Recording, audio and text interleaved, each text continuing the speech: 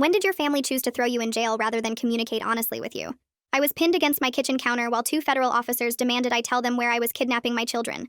My 7-year-old daughter Dolly was on the living room floor, turning blue from an asthma attack that started because Officer Delgado ripped her emergency inhaler from her hands and sealed it in an evidence bag. It started 5 days prior, when my boyfriend's sister came over to fix my laptop. She started working on it, and immediately noticed the GPS trackers pinging from my kids' backpacks. I told her my ex-husband had planted them there during his last supervised visit, and my lawyer suggested leaving them as evidence. She looked at me like I was lying, and that's all it took. Monday morning at 7 a.m., I was dragging the trash bins to the curb when a police car pulled up. Officer Park and Officer Delgado identified themselves, saying they had credible intelligence that I was planning to abduct my children and violate custody agreements. Before I could even ask what they were talking about, Park said, "We need to take the children into protective custody." That's when Dolly came out, already wheezing slightly from the fear of what she heard. Stress always triggered her asthma. She was holding her emergency inhaler. Delgado immediately took it from her hand. "This needs to be tested. It could be drugs." Dolly started crying, reaching for it. "That's mine. I need it." "She has severe asthma," I pleaded. "Convenient," Delgado said, sealing it in the evidence bag. "Create a medical emergency to avoid answering questions and coach your kids to act. If she really needs it, the hospital can provide one," Park added, pulling out her phone. "I'll call them now." Dolly's breathing was already getting worse, that whistling wheeze starting. "Dolly, baby, try to stay calm." "Don't coach her," Park snapped, grabbing my arm. She spoke into the phone. "Yes, bringing in a 7-year-old who may need asthma medication. 20 minutes. Perfect." 20 minutes? I screamed. "She doesn't have that long." "Then you better start talking fast," Delgado said, pushing me harder against the counter. "Where are you taking the kids?" Dolly dropped to her knees, hands on her throat. The wheeze was getting quieter. "She's dying," I screamed. "Give her the inhaler." "After you tell us the truth," Park said, twisting my arm behind my back. "Your boyfriend's sister saw everything. The GPS trackers? That was for my upcoming custody battle." "Bullcrap," Delgado said, pulling out handcuffs. "You're lying." Dolly fell forward onto her hands, her lips turning gray. "Just tell us where you were meeting your ex," Park pressed, holding my wrists while Delgado started cuffing me. "Was he helping you run?" "My ex has a restraining order. He was stalking us." The first cuff clicked shut. "Or you were working together?" Delgado said. "Admit it and we'll help your daughter." "I'm not admitting to something I didn't do. She's going to die." "Stop being dramatic," he said, yanking my other arm back. "Kids don't die from asthma in 5 minutes." "Yes, they do. That's exactly how long it takes." Dolly went completely still and started twitching. "What's happening?" Delgado asked, suddenly alarmed. "She's not getting oxygen to her brain. Please, tell us the truth," Park shouted, slamming me against the counter with my hands cuffed behind me. "Where were you taking them?" "Nowhere. Give her the inhaler." Dolly was unconscious now. Delgado tried to put the inhaler in her mouth. "That won't work. She can't breathe in." "Then what do I do?" He was panicking. "Uncuff me. Let me help her." "Nice try," Park said, pushing my face against the counter. "Call 911. Park kept me pinned while dialing. "If you just confess, this all ends. We need an ambulance at 2861 Cross Lane Road." "I have nothing to confess. Tell them respiratory arrest." "She's turning blue," Park said into the phone. "How far out?" 4 minutes, the dispatcher said. 4 minutes to tell us the truth," Delgado said, grabbing my hair and pulling my head back. "That's all you have. She'll be dead in 4 minutes." That's when my son walked in and saw Dolly. "What did you do to her?" "Get the boy," Park told Delgado. "No." My son fought him. "Dolly." "Mom, why are you handcuffed?" "See how you're traumatizing your son?" Park said, pressing her knee into my back. "Just confess." "I didn't do anything. She's dying because you took her medicine." Through the window, neighbors were gathering. The ambulance siren was getting closer. Dolly's chest was completely still. "Last chance," Park said, yanking the cuffs up until I screamed. "Tell us where you were going to meet your accomplice." When the EMTs burst through the door, one immediately started bagging Dolly while I was still cuffed against the counter. "How long has she been down?" the EMT asked. "At least 5 minutes," I sobbed. "They took her inhaler during an attack." The EMT looked at them, then at me in handcuffs. "You took her rescue inhaler during an active asthma attack?" "We were interrogating a suspect," Delgado started. "You imbeciles," the EMT muttered. "She's in full respiratory arrest. Uncuff the mother, now." "She's a flight risk. Uncuff her now or I'm reporting this." As they finally released me and loaded Dolly onto the stretcher, Park leaned close. "This isn't over. We know what you were planning." My daughter's face was blue. Her body was limp. She still wasn't breathing on her own. The EMT was squeezing the bag every few seconds while they lifted the stretcher and I scrambled up behind them into the ambulance. My hands were shaking so bad I could barely grab the rail, but I pulled myself in and dropped onto the bench beside Dolly's stretcher. The EMT kept pumping air into her lungs while checking her pulse, and I reached over to touch her hair, whispering that Mommy was right here even though she couldn't hear me. Through the back doors, I could see my son standing in our driveway with tears running down his face, and our neighbor, Mrs. Lynn, already hurrying over to him. The doors slammed shut and the ambulance lurched forward with the siren screaming. The EMT looked at me while still bagging Dolly and said her airways were really tight and we needed to get there fast. His partner was driving like crazy, taking corners so sharp I had to grab the rail to keep from falling. Dolly's face was still that awful gray-blue color, and her chest only moved when he squeezed the bag. We hit the hospital in maybe 4 minutes and they already had people waiting outside. The second we stopped, the doors flew open and 3 nurses were pulling the stretcher out while the EMT kept bagging. I jumped down and ran after them through the automatic doors into this huge bright room where everything went crazy all at once. They lifted Dolly onto a bed and suddenly there were people everywhere. One nurse cutting off her shirt while another stuck needles in her arm. The doctor was shouting orders about intubation and medications I didn't understand. Someone shoved a clipboard at me with consent forms and my hand was shaking, so bad I could barely sign my name. The doctor leaned over and said they were starting steroids and albuterol right away, but if she didn't respond, they'd have to put a tube down her throat. I just nodded and kept signing wherever they pointed. That's when I heard Park's voice behind me demanding to come in. The security guard at the door was blocking her, this big guy who wasn't moving an inch. Park kept saying she needed to continue her investigation, but the guard told her this was a medical emergency, and she had to wait outside. She tried to push past him, but he put his hand up and said if she didn't leave the treatment area, he'd call the police, which was weird since she was police. Park started yelling about obstruction, but the guard just stood there like a wall. The head of security showed up and told Park she could wait in the lobby or leave the hospital, but she wasn't getting near us until the child was stable. Park finally backed off, but I could see her through the glass doors, pacing and talking on her phone. A woman in a suit came up to me while the nurses were still working on Dolly. She said she was from the hospital social services and needed to talk to me about a report the officers filed. My stomach dropped when she said CPS had been notified about possible child endangerment and kidnapping plans. She handed me this packet of papers about my rights and said a CPS investigator would probably show up in a few hours. But for now, I could stay with Dolly. I wanted to scream that this was insane, but I just took the papers and shoved them in my pocket. I pulled out my phone and called Mrs. Lynn, begging her to keep my son because I couldn't leave Dolly.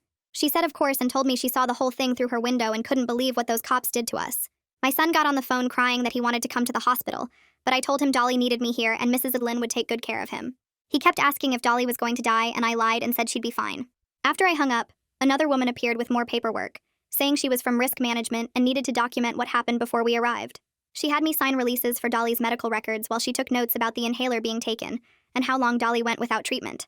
Her face stayed blank, but I saw her eyebrows go up when I told her about them keeping me cuffed while Dolly was dying. She wrote everything down and said someone would be in touch. The EMT who brought us in came back to check on us and pulled me aside. He handed me his business card and said real quiet that he was filing an adverse incident report about the officers interfering with emergency medical care.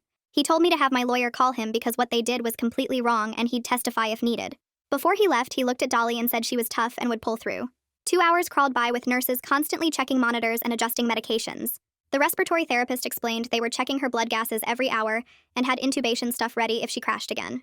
Dolly was breathing on her own now, but they had her sedated so she wouldn't fight the oxygen mask. I held her little hand and watched her chest go up and down, counting every breath. Through the glass doors, I could see Park and Delgado in the hallway talking to some guy in a suit who had to be their boss. I heard bits of Park saying something about following protocol and credible intelligence. When Park saw me looking, she turned away fast. The supervisor guy looked at me for a second with this expression I couldn't read. A nurse came over and told me CPS had called and an investigator would be here by 2 p.m. and I had to be available for the interview. My chest got tight thinking about having to talk to CPS while Dolly was lying here hooked up to machines, but I knew refusing would make everything worse. I texted my lawyer asking if he knew anyone who handled CPS cases because I needed help fast. My phone buzzed almost right away with a text from my lawyer sending me Tristan Nguyen's number and saying he was the best civil rights attorney for police misconduct in the state. I stepped into the hallway outside Dolly's room and dialed with shaking fingers. Tristan answered on the second ring, and when I started explaining everything in a rush, he stopped me and said, "Don't talk to anyone about this without him present. Not CPS, not the police, nobody." He said he could be there in an hour and to just sit tight and document everything I could remember. His voice was calm and steady, and for the first time since this morning, I felt like maybe someone actually knew what to do. 10 minutes later, my phone rang with a number I didn't recognize, and when I answered, a woman identified herself as the CPS intake worker, needing to clarify the allegation. She started reading from her screen about a suspected kidnapping plan based on GPS devices found, and then she said something that made my blood run cold, that I had coached a medical episode to avoid questioning. I actually gasped out loud and said they were claiming I triggered my daughter's asthma attack on purpose. The worker said she was just reading what Officer Park had reported, and the investigator would determine the facts during the interview. After I hung up, I sat back down next to Dolly's bed and opened the Notes app on my phone, forcing myself to type out everything from the moment the officers showed up at 7 a.m. My fingers were shaking so bad I kept hitting wrong letters, but I made myself include every detail. How Delgado took the inhaler, how Park kept me pinned while Dolly was dying, how they refused to give it back even when she was turning blue. I typed for 20 minutes straight, creating this timeline that showed exactly how long they kept her medicine away while she couldn't breathe.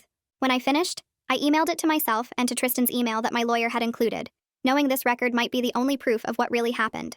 The attending physician came in while I was typing and said Dolly was stable enough to move to the pediatric ICU for continued monitoring. She said the immediate danger had passed, but Dolly would need to stay at least 48 hours for observation. 2 orderlies came in and started unhooking monitors to transfer everything to a rolling setup, and I stood up fast and grabbed Dolly's hand, telling them I was coming with her. Nobody argued with me as we went through the hospital corridors to the PICU, me walking right beside the bed, refusing to let go of her little hand. Once we got her settled in the new room with all the monitors hooked back up, my phone buzzed with an email notification that made my stomach drop. My ex-husband's attorney had filed an emergency motion for temporary custody based on today's incident, claiming I was unstable and had put our daughter at risk by refusing to cooperate with federal officers. The rage that went through me was so strong I had to sit down, but I immediately forwarded it to Tristan without even reading the rest. Not even an hour later, Tristan called to tell me the court had already scheduled an emergency hearing in 48 hours to address the custody motion. He said he was already preparing our response and would argue that my ex had orchestrated this whole thing by planting those GPS trackers during his supervised visit. He said we'd need the EMT's testimony about the officers taking the inhaler and any witness statements we could get from neighbors who saw what happened. The hospital social worker came back with a stack of forms about Dolly's medical history and our support network, sitting down with her clipboard ready to take notes. I carefully explained about the restraining order against my ex, how he'd been stalking us for months, and how those GPS trackers had been planted during his last supervised visit 2 weeks ago. I told her my lawyer had said to leave them as evidence for our upcoming custody battle. She wrote everything down without any expression on her face, but she was listening close and asked follow-up questions about the stalking incidents. About 45 minutes later, Tristan walked through the door carrying a briefcase and immediately took charge of the whole situation. He pulled out his phone and started taking pictures of Dolly hooked up to all the machines, then sat down with my timeline and went through it line by line, asking me specific questions about exact times and who said what. He explained our legal strategy for fighting both the CPS investigation and the emergency custody hearing, saying we had a strong case for police misconduct and that my ex's involvement with the GPS trackers would work in our favor. Just having him there being so confident and organized made me feel like I could actually fight this instead of just drowning in it. While we were talking, my phone lit up with a text from Jeff Presley saying he had video from his security camera that showed part of what happened through our front window. He said he'd already saved the footage to his computer and could send it to my attorney right away, that it clearly showed the officers holding me down while Dolly was on the floor. This could be exactly what we needed to prove what really happened instead of whatever story Park and Delgado were telling.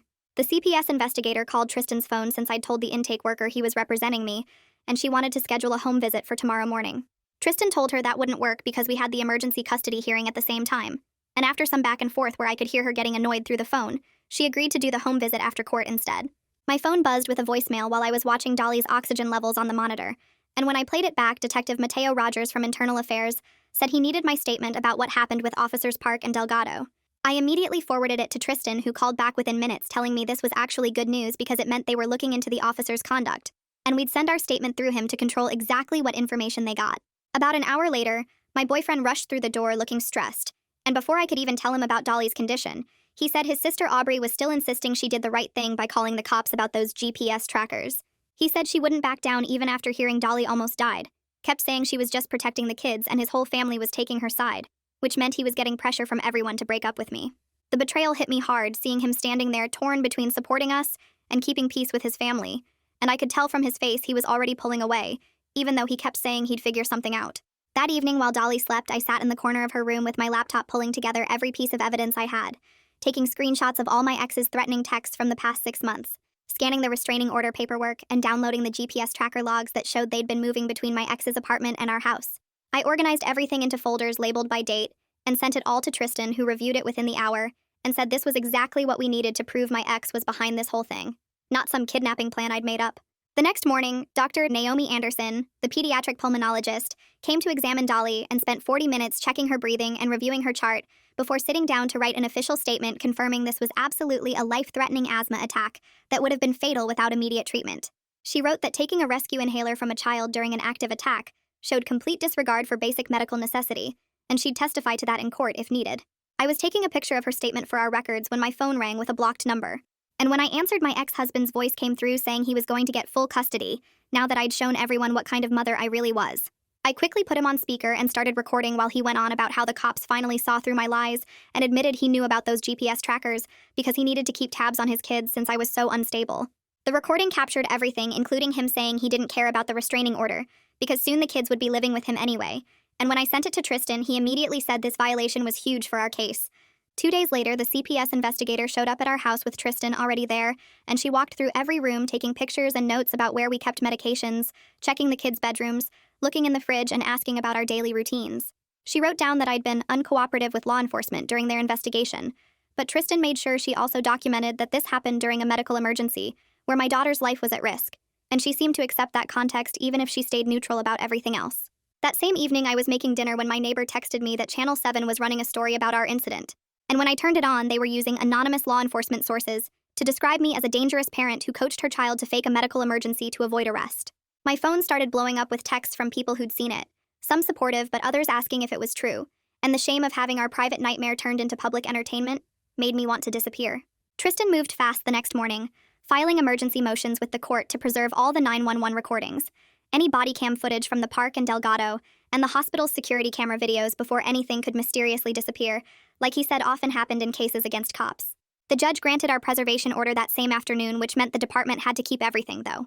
When we formally requested the body cam footage 3 days later, they denied it, saying it was part of an ongoing investigation and couldn't be released to anyone, including us. Tristan wasn't surprised and immediately filed a formal demand through the court, explaining we needed that footage for the custody hearing, warning me it could take weeks of legal fighting. But we'd eventually get it because judges don't like evidence being hidden.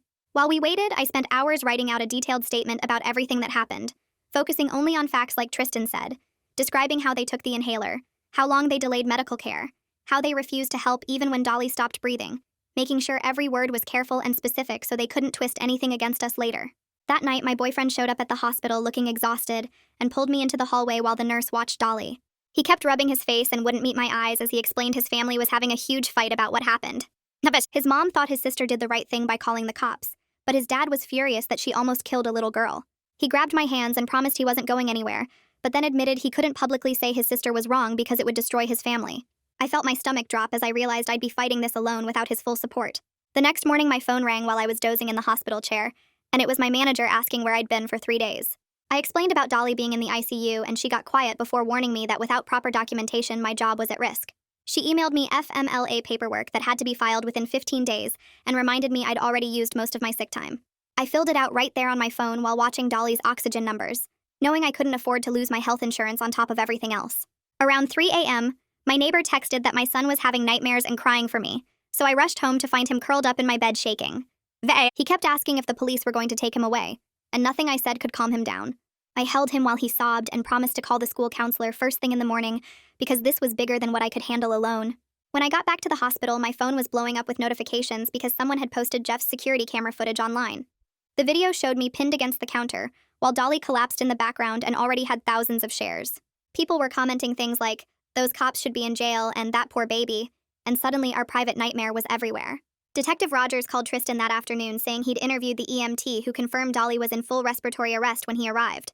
The EMT had written in his official report that the officers had taken her rescue medication during an active asthma attack and refused to return it. Rogers told Tristan he'd been doing this job for 20 years and had never seen anything like it. 2 days later, the doctor finally said Dolly was ready to come off the ventilator, and I held my breath as they removed the tube. She coughed and gasped, but then started breathing on her own while I cried with relief. She looked confused and scared, so I explained she'd had a bad asthma attack, but she was safe now in the hospital. Her voice was raspy, but the first thing she asked was where her brother was. The CPS investigator visited that same day and sat down with me and Tristan to discuss their findings. She said, "Dr. Anderson's statement about Dolly's medical condition carried a lot of weight, and they were leaning toward a safety plan instead of removal. This meant I'd have to follow certain requirements and check in regularly, but Dolly could come home with me. It wasn't perfect, but compared to losing my kids, it felt like winning the lottery." The emergency custody hearing happened the next morning, and I sat there watching my ex-husband try to look concerned about the kids he'd been stalking. The judge pulled up his file and read through the restraining order violations, then looked at him over her glasses. She warned him that any more contact outside the supervised visits would result in immediate arrest. When his lawyer tried to argue about the GPS trackers being for safety, the judge cut him off and said stalking wasn't parenting. She deferred the custody motion for 30 days pending more evidence, but made it clear she wasn't impressed with his sudden concern.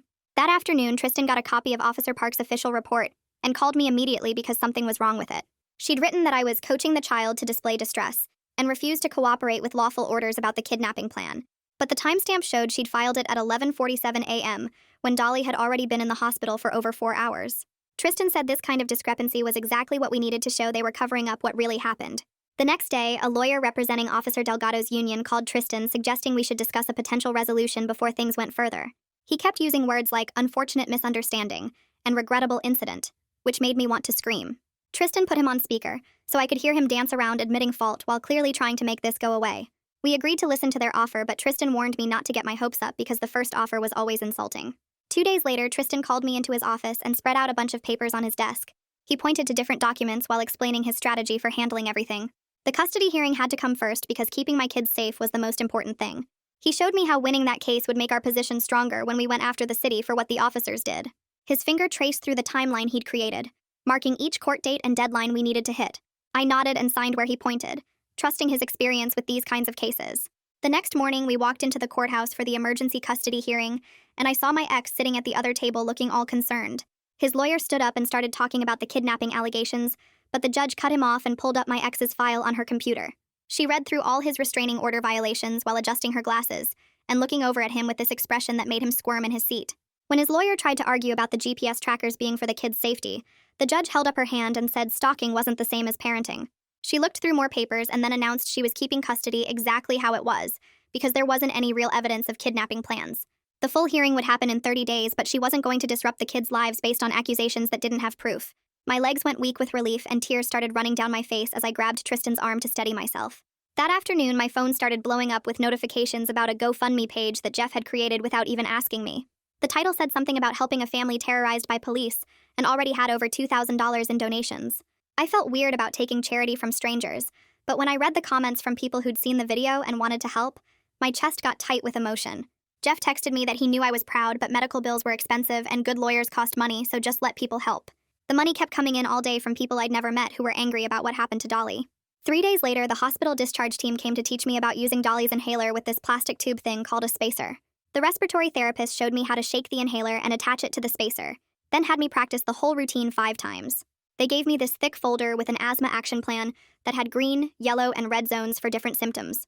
The social worker emphasized that stress was a major trigger for asthma attacks, and strongly recommended we find a counselor who worked with kids who'd been through trauma.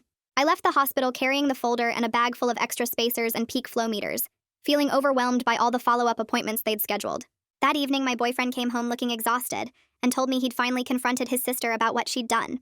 Aubrey had refused to admit she'd done anything wrong and kept insisting she was just trying to protect the kids. The argument got so bad that other family members got involved, with some taking her side and others being horrified that she'd nearly caused Dolly's death. He sat on the couch with his head in his hands, saying his mom was crying and his dad was yelling and the whole family was falling apart over this. I could see how much it was wearing on him, being stuck between supporting us and not wanting to lose his family. The next week, Tristan filed a formal notice of claim with the city and police department, which he explained was the first step in suing them. The document listed all the civil rights violations and the gross negligence of taking away life-saving medication during a medical emergency. This started a 60-day clock where the city had to respond to our claims before we could file an actual lawsuit. He made copies of everything and sent them by certified mail so we'd have proof they received it.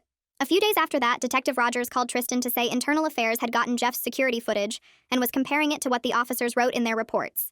He couldn't share specific details because of the ongoing investigation, but he mentioned there were significant discrepancies between what the video showed and what the officers claimed happened. Tristan put him on speaker so I could hear him say we should be patient because these investigations took time, but something was definitely being looked at seriously. The following Monday, I found out Officer Park had been placed on desk duty while the investigation continued, but Delgado was still out on patrol like nothing happened. It made me so mad that they weren't treating them the same, but Tristan explained that Park was the senior officer and had been more aggressive during the incident. At least it was something, even though it didn't feel like nearly enough punishment for what they'd done. That same week, CPS sent me a letter with a list of requirements I had to complete to close their case. They wanted me to take a 12-week parenting class and maintain detailed documentation of Dolly's medication schedule and medical appointments. The requirements felt like a slap in the face since I'd always managed her asthma perfectly until the officers took her inhaler away. But I signed up for the class anyway, and created a binder to track every dose of medication and every doctor visit, because I couldn't risk giving them any reason to keep the case open. 2 weeks later, the school called to say someone had reported seeing my ex parked across the street during dismissal time. The security guard had approached his car and he'd driven away, but not before several teachers saw him sitting there watching the playground. I immediately called the police to report the restraining order violation, and then called the school to make sure they had updated photos of him. When the officer came to take my report, my ex claimed he was just driving through the neighborhood and hadn't meant to be near the school. The officer documented it but said without proof he was specifically there to see the kids, it would be hard to prove a violation. 3 weeks passed before Tristan called with news from the district attorney's office. and I could tell from his voice it wasn't good. He explained they'd reviewed everything but decided there wasn't enough evidence of criminal intent to charge the officers, which meant Park and Delgado wouldn't face any criminal consequences for what they did to Dolly. The anger hit me so hard I had to sit down on my kitchen floor while he talked about how civil court was still our best option for getting some kind of accountability. I went back to work the next Monday with FMLA paperwork that let me leave for Dolly's appointments without getting fired. My manager had already heard about what happened from the news coverage and told me to take whatever time I needed. The other people in my department kept bringing me coffee and asking if I needed anything, but I could barely focus on the computer screen most days.